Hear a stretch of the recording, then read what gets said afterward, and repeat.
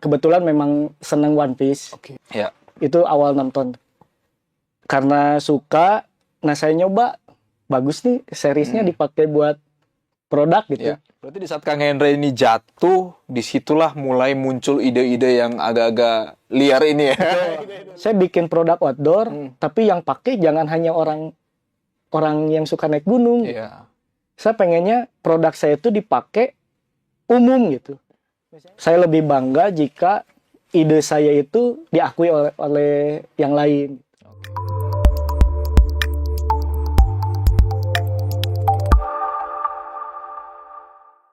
Halo Tribuners, Sampurasun, apa kabarnya? Bersama saya kembali masih di studio Tribun Jabar tentunya. Saya Daniel Damanik yang akan ngobrol-ngobrol dan mungkin ada yang penasaran, ya aku kepedean nih. Ada yang penasaran kenapa outfitnya seperti ini ya. Jadi ini adalah outfit outdoor dari Triple Outdoor. Dan memang kebetulan di hari ini, di hari Kamis 18 Desember, di jam 11-an tadi kota Bandung diguyur hujan. Jadi selain untuk gaya ya, dan kota Bandung saat ini sedang cukup dingin. Nah, di studio Tribun Jabar sudah hadir owner dari Triple Outdoor, yaitu Kang Hendra Handrayana. Apa kabar Kang? Alhamdulillah. Sehat ya? Alhamdulillah. Sehat ya, oke. Baik, walaupun akhir-akhir ini dengan cuaca yang cepat berubah Kang ya. Betul. Tapi harus tetap sehat. Nah itu. Ya. Yang Demi penting. mencari cuan juga. Yang penting, yang paling mahal adalah kesehatan sehat. ya Kang ya. Iya benar. Kesehatan ya. Untuk bisa menjalankan bisnis dan pekerjaan-pekerjaan. Nah Kang, perubahan-perubahan cuaca nih Kang ya. Perubahan-perubahan cuaca di akhir-akhir ini di hampir seluruh Indonesia. Iya. Bahkan di Kabupaten Bandung beberapa waktu yang lalu itu ada longsor di wilayah Arjasari dan bahkan mengakibatkan korban jiwa ya. Betul. Saya belum tahu infonya. Info terakhir itu minggu lalu itu 3 orang kalau nggak salah tertimbun longsor. Nah, gimana Kang untuk melihat peristiwa-peristiwa bencana yang terjadi akhir-akhir ini Kang? Ya itu sih yang perlu kita perhatikan semuanya ya, semua pihak sebenarnya. Kita nggak bisa juga menyalahkan salah satu pihak, misalnya pemerintah atau gitu. Nah, untuk masyarakat sendiri sih harus ada kesadaran ya. Karena kayak di gunung-gunung juga kan seperti itu, di hutan-hutan. Yang membabat hutan juga kadang dibikin jadi perkebunan, tapi tanpa ada yang ditanam lagi kan. Itu juga salah satu unsur itu kan. Terus banjir kan, Bandung itu terkenal banjir di daerah selatan terutama ya. Itu kan tidak lepas juga dari kebiasaan masyarakat buang sampah sembarangan. Terus banyak lagi lah sebetulnya mah yang penyebabnya mah. Jadi memang diperlukan kesadaran semua pihak sih. Nggak bisa alih harus fungsi lahan ya. Iya, alih fungsi lahan. Oke. Kayak gunung-gunung juga lah yang berkaitan dengan produk saya ya, untuk naik gunung. Gimana itu Kang? Itu kan di gunung kadang kesadaran para pendaki juga Kang. Masih banyak terutama yang pendaki-pendaki POMO tuh. Pendaki culture ya. Culture. yang POMO ya? Iya, itu kan sebenarnya kalau gunung tuh bukan tempat sampah ya. Iya. Kalau kita naik ke atas, kita harus bawa lagi sampah yang dibawa dari bawah ke bawah, dari bawah bawa lagi ke bawah maksudnya. Ini kan banyak juga kan yang udah naik dari bawah bawa calon sampah, sampahnya nggak dibawa turun. Betul, ditinggalkan. Ditinggalkan. Itu kan salah satu merusak alam juga ya. Mungkin tidak menutup kemungkinan ke depannya bisa jadi salah satu bencana juga kan. Misalnya karena sampah, pohon-pohon nggak bisa berkembang dengan baik, akhirnya rusak, itu kan bisa jadi penyebab bencana juga. Oke, baik Kang.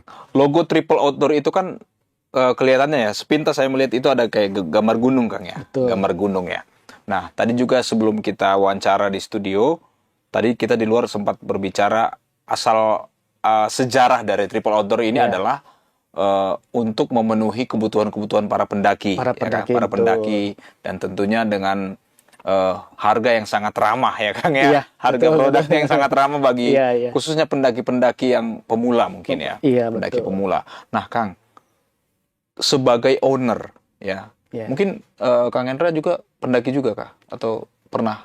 Atau hobinya justru hobi juga pendaki? naik gunung, Hobi naik gunung. Nah, hobi juga. Nah, khawatir nggak Kang di saat seperti di Sumatera, gunung sudah hutannya sudah habis, gunungnya sudah banyak yang botak, atau mungkin dari sisi satu hanya terlihat hijau, ternyata di sini udah pertambangan nih Kang.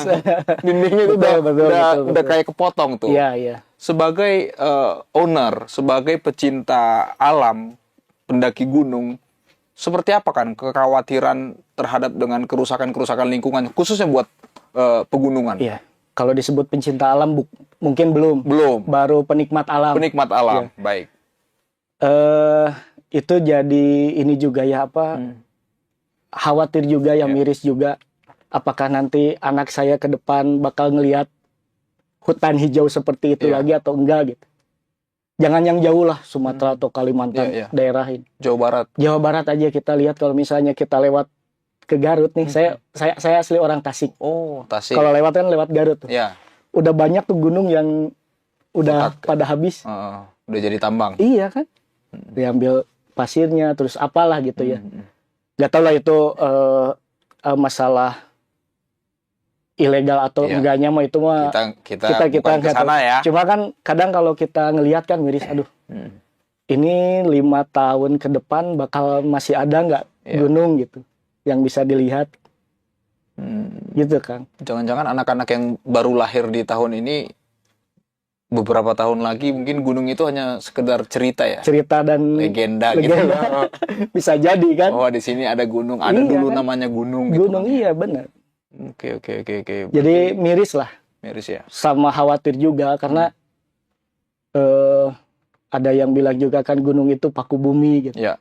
Hutan paru-paru dunia gitu kan. Kalau hutan habis, paru-parunya rusak. Oke. Ya. Paru-paru rusak, gimana mau ada kehidupan kan? Kita mungkin manusia bisa bertahan tanpa makan berapa hari masih bisa. Ya. Kalau kita tanpa udara bersih, bisa bertahan berapa lama? Iya kan? Ya. Itulah. Seberat itu ya risikonya sebenarnya kalau kita tidak mulai dari sekarang. Iya. Bencana mungkin sebagian kecil ya sekarang. Bencana ada longsor, ada banjir. Mungkin sebagian kecil. Jangka sekarang aja, jangka pendek. Nggak tahu jangka ke depan, jangka panjangnya nanti akan seperti apa. Kita kan nggak tahu. Kalau misalnya semua pihak tidak buru-buru sadar lah. Oke. Jangan sampai logo Triple Outdoor itu bukan logo gunung, Kang. Jadi perumahan gitu. Atau tambang ya. Jadi tambang. Tentunya dibabat dia. Gunungnya dibabat. Nanti habis logonya. Jangan sampai lah seperti itu. Ya, kita berharap masih tetap hijau. Betul. Masih tetap udaranya juga masih terjaga. Karena di Kota Bandung juga akhir-akhir ini beberapa titik yang kita tidak pernah bayangkan akan banjir. Ternyata banjir. Betul. Daerah Braga tiba-tiba banjir. Nah, seperti itu kan. Kita kan itu sebenarnya udah ada peringatan-peringatan Kang ya kepada kita ya. Betul. Oke. Baik Kang. Nah, di sosial media Triple Outdoor ya. Saya melihat itu ada bendera One Piece yang di Agustus setelah 17-an kalau nggak salah tuh, atau menjelang 17-an itu cukup rame. Agak kontroversi nih Kang. Betul. Ada yang aparat yang menurunkan. Semengerikan itulah si logo One Piece ini pada Agustus 2025. Betul. Nah, tiba-tiba ya di media sosial Triple Outdoor itu ada bendera One Piece dan ada produk jas hujan ya. Iya. Jas hujan yang di belakangnya itu ada logo One Piece nih Kang.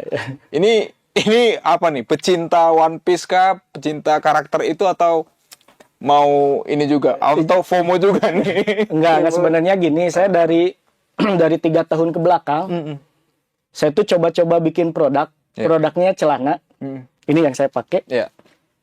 awalnya tuh saya pakai seriesnya nama-nama lain. Ya. Nah pas begitu saya kebetulan memang seneng One Piece. Oke.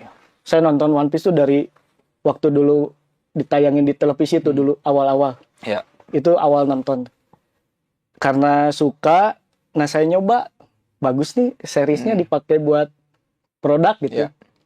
Nah kenapa saya pakai itu karena saya gabung di beberapa platform, terus ada grup-grup pecinta seri One Piece itu. Ya. Orangnya tuh banyak jutaan. Oke. Nah terus kenapa nggak kita pakai aja ya buat series gitu? Tujuannya buat nyasar orang-orang yang sudah yang mencintai itu, yang suka One Piece, biar namanya enak didengar gitu. Oke. Orang tuh jadi penasaran, apa sih seriesnya kok kayak kenal gitu. Ya. Itu tujuannya itu sebenarnya Kang. Itu dari 3 tahun ke belakang. Oh. Awalnya mah nama gunung, nama apa gitu. Dari situ, dari 3 tahun itu saya hampir semua, bukan hampir sih, semua produk saya kasih nama seriesnya tuh dari karakter sama nama-nama di One Piece. Oh. Kayak celana Nakama gitu. Iya, iya. Celana tuh saya seriesnya Nakama. Kalau ini ada nggak Kang namanya Kang? Itu Sang series. Sang. Sans. Sang. Sang. Tahu Sang. Nggak ngikutin One Piece masalahnya. Tadinya mau ngikutin, tapi kayaknya ada yang infonya ada yang ditangkapin gitu kan. Jadi Kang Hendra ini bukan barisan yang ini ya, bukan barisan yang mungkin wah gue ikut juga nih, enggak. atau mungkin yang mulai agak-agak apa ya, mulai agak-agak putus asa nih dengan gitu. Bukan ya. Enggak. Jadi memang kecintaan dengan karakter itu ya. Iya, itu dari 3 tahun ke belakang belum ada masalah itu ya. Iya, saya pakai awalnya Nakama series tuh meledak tuh. Bikin celana pakai nama Nakama series. Itu penjualannya melesat tuh. Oh, di bulan September berarti? Dulu enggak 3 tahun ke belakang. Oh, 3 tahun ke belakang. 3 tahun ke belakang sesudah Lebaran. Iya. Sesudah Lebaran. Masih COVID lah ya. Atau mulai agak reda ya. Iya. Saya bikin, ternyata penjualannya tinggi. Bagus. Nah, terus saya bikin lagi series kedua pakai nama yang masih di One Piece. Sama juga tuh. Meledak juga. Ya udahlah, saya putusin. Udah sekarang kita pakai nama dari series One Piece aja biar nggak terlalu mainstream lah. Orang kan produk gunung, nama gunung, nama puncak gunung. Udah kita mah yang lain aja. Oke. agak ini sih agak belok, tapi pernah lihat gak yang naik gunung tuh bawa bendera One Piece di atas di puncak? Itu sebelum rame-rame itu. Sebelum rame ya. Sebelum rame tuh banyak yang. Itu adalah penggemar One Piece ini kan. Oke. Jadi nggak salah dong menyukai satu karakter film dan sebagainya. Betul. Itu nggak salah. Jadi kita jangan terlalu baper-baper lah ya Kang ya, terkait dengan karakter seperti itu. Bener. Nah, Kang, selain menjual produk ya dan memproduksi ya tentunya Kang ya, memproduksi produk. Ada nggak sih Kang penyewaan juga? Siapa tahu nih ada Tribuners yang menonton. Dulu saya sempat waktu saya bilang tuh buka di Terusan Buah Batu. Di Buah Batu. Ya dulu saya sempat buka rental. Ya. Cuma nggak dilanjutin karena nggak ada timnya. Oh, oke. Rada repot lah. Iya. Udahlah kita fokus jual produk aja gitu. Oke. Jadi nggak, kalau penyewanya udah ditinggalin udah agak ramah. Oke. Gitu kan. Oke, dengan awal untuk memenuhi kebutuhan para pendaki. Nah, sekarang ini kan lagi banyak nih Kang menerapkan pola hidup sehat ya. Betul. Lari ya, sampai ajang-ajang lari ini, wah harga pendaftarannya juga mahal-mahal kan. Nah, sempat kepikiran nggak sih Kang untuk juga memfasilitasi para runner-runner ini Kang? Para pelari-pelari yang saat ini dari ujung rambut sampai ujung kaki itu harus oke nih Kang. Betul. Harus good looking dan sebagainya. Ada nggak produk atau sedang mengkonsepkah atau apa sekarang Kang? Saya udah jalan. Udah. Mungkin mau setahunan ya. Udah dipasarkan berarti ya? Udah dipasarkan. Saya bikin fast running. Celana pendeknya gitu, topi yang buat running udah bikin. Celana pendek juga Udah. Jadi kita menyasar para pemula yang suka lari dengan kalau misalnya budgetnya yang low gitu kan. Yang nggak terlalu tinggi Iya, lah nggak terlalu tinggi. Ngelihat itu kan produk-produk yang buat running tuh harganya lumayan. Juara tuh. Mantap ya. Nah, kita nyasar kalangan yang dia mau sehat tapi tetap bergaya gitu. Nah, itu kita yang kita sasar. Kita udah bikin ada face running, ada topinya, terus base layer yang sekarang. Base layer yang saya pakai. Itu kita udah bikin. Kalau base layer itu baru 2 bulanan lah kita bikin. Tapi lumayan bagus gitu ininya responnya. Iya. Karena gitu. Semasa sekolah dulu kayaknya kalau kita mau lari ya pakai sepatu sekolah ya. Cukup ya. Kaos kakinya juga kaos kaki sekolah yang udah karetnya udah molor tuh kan. Pakai kolor biasa. Kolor biasa gitu kan. Jadi perkembangannya sekarang cukup pesat ya Kang. Betul. Ya untuk kebutuhan outfit dari para pelari-pelari yang zaman-zaman sekarang nih kayak gitu Kang. Terutama setelah ini Kang, setelah Covid. Setelah Covid. Gitu. Oke. Sepatunya? Sepatu? Kalau sepatu saya belum. Kalau footwear belum. OTW ini kayaknya ya. Oke. Nah, tadi kita udah membahas tentang pelari nih Kang. Dan kita kembali lagi masalah bencana tadi Kang. Iya. Nah, kalau ada suatu bencana alam ya, bencana yang terjadi atau kecelakaan seperti itu. Dari Triple Outdoor ini ada nggak sih Kang untuk kebutuhan semacam penyelamatan, vertical rescue dan sebagainya, atau ada komunitas yang akhirnya membuat Triple Outdoor ini menjadi base camp-nya Kang? Ini sih kalau misalnya komunitas kita belum ya.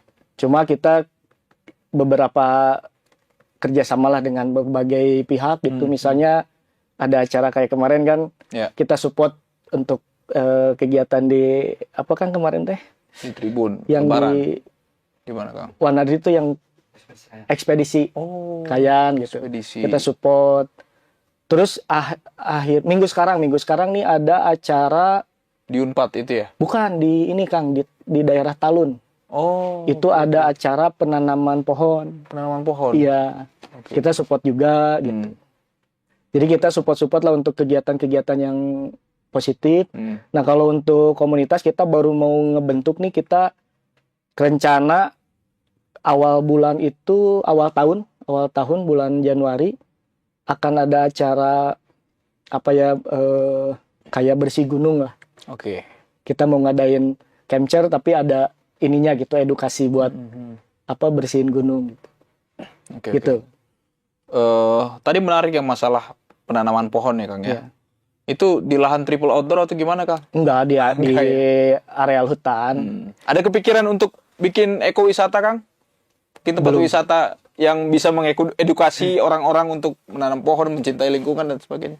Belum, untuk sekarang belum. Belum ya? Mungkin kedepannya insya Allah lah. Terus tadi ya untuk produk, untuk kayak yang persiapan bencana ya mungkin. Iya, mitigasi. Untuk mitigasi bencana itu. Penanggulangan. Sebenarnya mah memang kita kita nggak tahu kan kapan bencana itu terjadi. Cuma kan yang sering lah di kita itu hujan besar, banjir, longsor. Kebanyakan mah kan berhubungan dengan air lah. Nah, saya rasa untuk produk-produk outdoor itu sangat diperlukan Kang saat kondisi sekarang. Misalnya jaket waterproof, yang berbahan-bahan pakaian yang berbahan cepat kering, terus jas hujan, itu kan diperlukan banget tuh saat-saat seperti sekarang itu. Kita kan nggak tahu, misalnya besok kebanjiran, kita belum mempersiapkan tas yang waterproof, itu kan kita produksi juga tuh tas waterproof. Jadi sangat penting kalau menurut saya persiapan mempunyai perlengkapan pakaian ataupun perlengkapan yang bisa diandalkan saat kondisi-kondisi bencana gitu. Iya. Malah dulu saat COVID tuh saya ingat saya dapat tamu, dapat konsumen.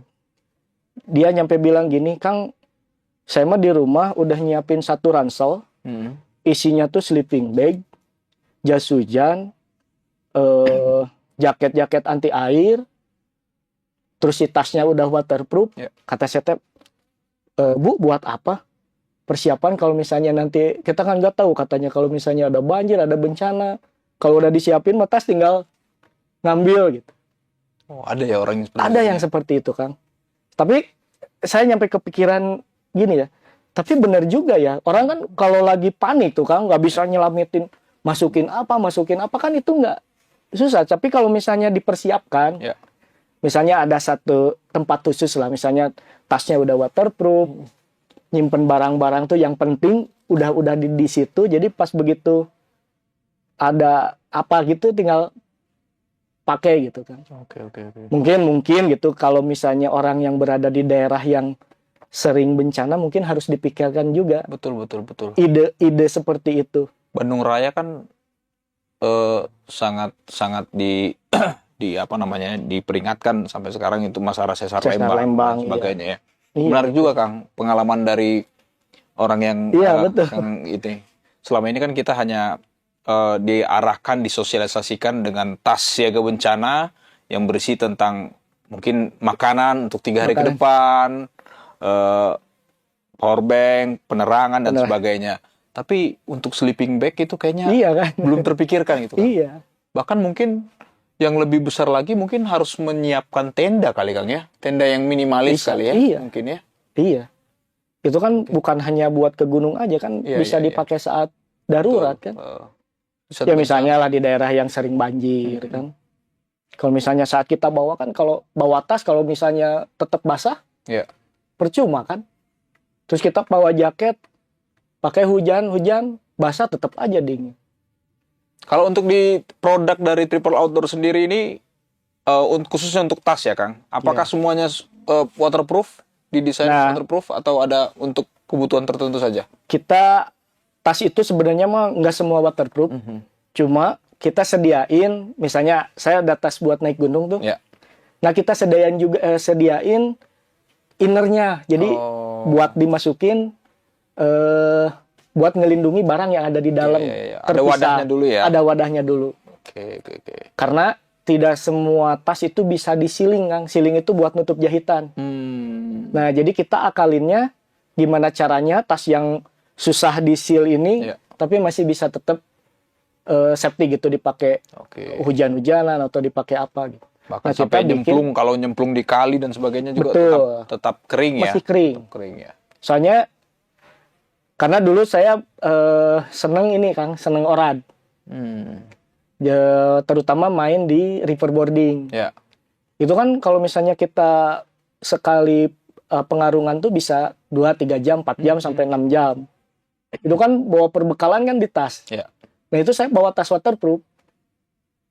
Jadi pengalamannya itu sebenarnya saya bikin dulu awal-awal bikin tas waterproof, itu dari situ, dari hobi. Terus kalau naik gunung juga sama kan. Di gunung kan kita di bawah kering, belum tahu di atas ada badai atau ada hujan. Kalau misalnya tas kita nggak dilindungi, kalau cuma lain cover, bagian depannya tetap bisa basah. Betul. Tapi kalau misalnya kita pakai di dalamnya yang waterproof, itu lebih pasti aman ya. Iya. Pasti aman. Selain trash bag ya, kalau trash bag kan bisa aja udah dipakai dibuang kan jadi sampah. Kalau itu kan udah dipakai, disimpan, dipakai lagi. Oke, baik, Kang. Itu gitu. Paketan ya? Atau saya jual terpisah, ada yang dipaket, ada yang jual terpisah. Paling besar ukurannya untuk berapa liter itu, Kang? Saya bikin carrier tuh paling besar di 60 liter ya? 60 liter. Kalau innernya bisa sampai 80 kalau inner. Soalnya dia di roll. Itu di roll ya? Iya. Oke. Berarti gitu, kekuatannya juga bisa terjamin lah ya untuk kekuatannya. Kekuatan terjamin dan kita ada garansi, Kang. Ada garansi kalau misalnya kan namanya umur produk kan ada umur pemakaian gitu. Tapi kita ada garansi, misalnya kalau misalnya SIM seal-nya udah rusak, kita bisa terima perbaikan. Untuk setahun pertama free. Jadi gratis kalau misalnya beli jas hujan, ini seal-nya udah pada bocor, bawa lagi aja. gratis. Oh, gratis Gratis. untuk perbaikan. Perbaikan. Ya. Oh. Kecuali kalau misalnya kesalahan pemakaian terus bahannya rusak, Ya. itu mah di luar tanggung jawab kita gitu. Karena kan kita udah sering di medsos juga udah beberapa kali kita bikin konten edukasi Ya. perawatan produk. Oke, Gitu. itu sangat penting Kang ya. Sangat Jadi bukan hanya pelengkap dari pakaian ya, label-label itu Kang ya. Iya, Harus diikutin dong harus ya. diikutin. Oh, gitu ya. saya termasuk orang yang sering mengabaikan itu Kang. Gitu. Pas udah rusak nyalahin, nyalahin produk. Wah, ini produknya kurang bagus nih gitu ya. Nah, Oke, itu. oke. Baik. Kita juga Tribuners sudah beberapa kali menggunakan produk triple outdoor ya. Mungkin ini produk triple outdoor ketiga saya mungkin. Ya. Satu rompi ya, Vest ya waktu program Gas Mudik 2024 dan 2025. Kita sudah pakai dari produk triple outdoor ini. Nah, Kang, ini kan Kang Hendra ini dari hobi jadi cuan nih Kang ya. Ya kan? Pernah nggak sih Kang mengalami mungkin hampir menyerah dalam menjalankan produk ini? Karena kan produk outdoor ini kan bukan hanya satu Kang. Iya, banyak dan namanya juga udah sangat-sangat terkenal. Bahkan ada yang sudah mendunia gitu Kang ya. Nah, gimana Kang? Pernah nggak mengalami suatu kepahitan dan titik baliknya itu di tahun berapa kira-kira? Bukan pernah sih, udah beberapa kali. Beberapa kali hampir menyerah. Ya, hampir menyerah. Oke, hampir menyerah. Pertama itu tahun kurang lebih di tahun 2010-an. Awal tuh 2010 ya ada masalah, ada beberapa masalah. Terus yang paling parah itu kalau nggak salah di 2014 kalau nggak salah. Oke. Itu banyak 2014 2015 lah kalau nggak salah.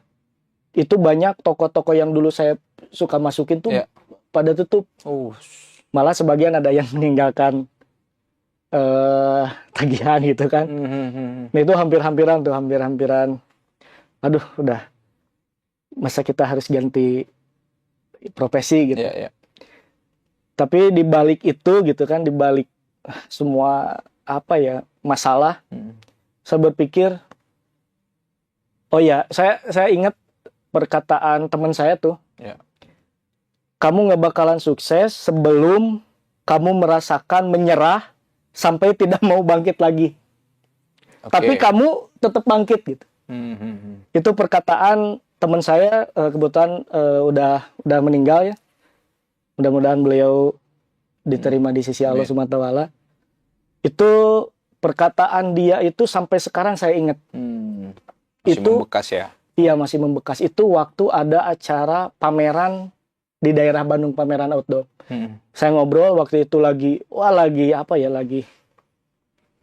down-downnya tuh. Kita ngobrol, dia bilang gini, semua pengusaha pasti pernah merasakan titik terbawah, tapi dia masih mau bangkit. Gitu. Nah itu justru katanya yang bisa bertahan. Kalau misalnya baru jatuh, gak mau bangun lagi, nah itu mah udah lewat. Gitu Kang sih. Sebenarnya mah motivasi dulu saya itu perkataan dari teman saya tuh. Katanya gitu. Jadi saya udah pernah merasakan sampai saya pernah bilang gini, udahlah, anak-anak suruh pulang aja yang kerja. Udahlah, anak-anak suruh pulang aja. Sampai gitu Kang, saya pernah kayak gitu. Artinya sampai nggak bisa ngegaji nih? Pernah? Hampir tidak bisa menggaji? Hampir. Sampai jual motor saya. Jual motor, terus saya ada utang juga ke beberapa ini. Sampai ya gitu, jual motor, gak apa-apa pakai motor gitu bayarnya gitu. Terus yang ada di rumah saya ini dulu demi bertahan gitu. Karena ada yang nyemangat, ya ada yang yang ngasih semangat.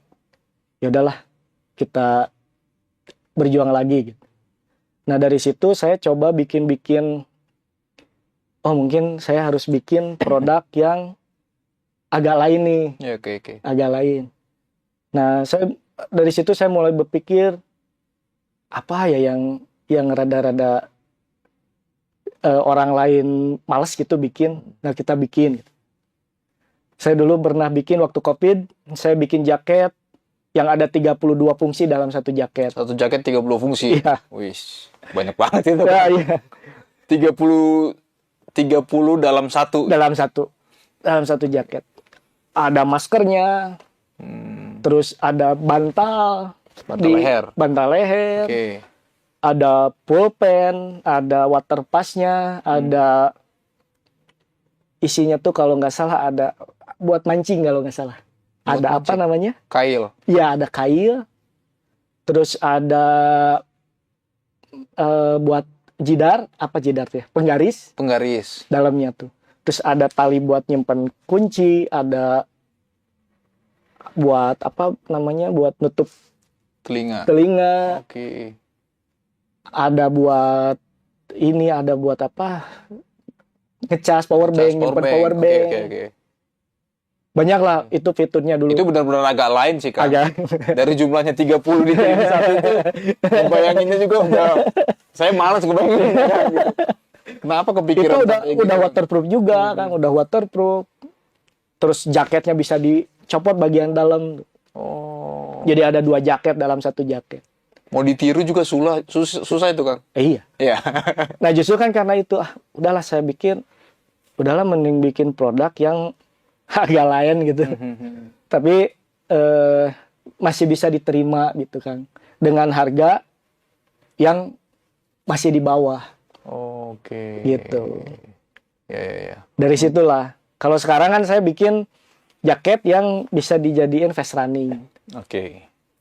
Itu kalau misalnya saya googling tuh, saya nanya ke ke AI, itu pertama tuh di Indonesia. Oh, nanti kita coba googling ya. Coba googling. Oke. Jaket yang bisa jadi fast running. Itu makanya saya di medsos saya bilang pertama di Indonesia gitu. Jaket yang bisa dirubah jadi fast running. Oke. Wah, berat nih para kompetitor kalau mau bikin lagi nih, wah pasti niru nih gitu ya. Oke lah, gak masalah lah kalau untuk kreativitas, Kang. Iya. Untuk kreativitas kita mungkin bisa berbagi ide seperti itu. Nah, kalau masalah yang niru mah saya udah nggak apa-apa. Aman aja lah. Berarti ide saya tuh masuk gitu kan. Masuk, ide saya kepake sama orang lain. Dan saya senang justru kan. Iya, kita nggak perlu ribut-ribut lah ya. Betul. Setiap ada misalnya produk saya ada yang, misalnya produk ini ada yang ngikutin, bagus berarti. Iya. Bagus. Ide saya berarti betul, masuk. Betul. Gitu. Saya lebih bangga justru kan. Saya nggak masalahin gitu. Justru saya lebih bangga jika ide saya itu diakui oleh yang lain. Oke. Berarti di saat Kang Hendra ini jatuh, disitulah mulai muncul ide-ide yang agak-agak liar ini ya. Ide-ide liar ini yang membuat ini ribet, yang banyak yang hal-hal detail yang mungkin yang bikin repot mungkin bikin repot. Udahlah, masalah gitu ya. Masalahnya dibikin betul. Ribet gitu ya. Betul. Oke. Yang bikin ribet tapi berfungsi sebenarnya gitu ya. Sebenarnya berfungsi. Berfungsi dan saya nikmati juga untuk hal-hal ribet itu.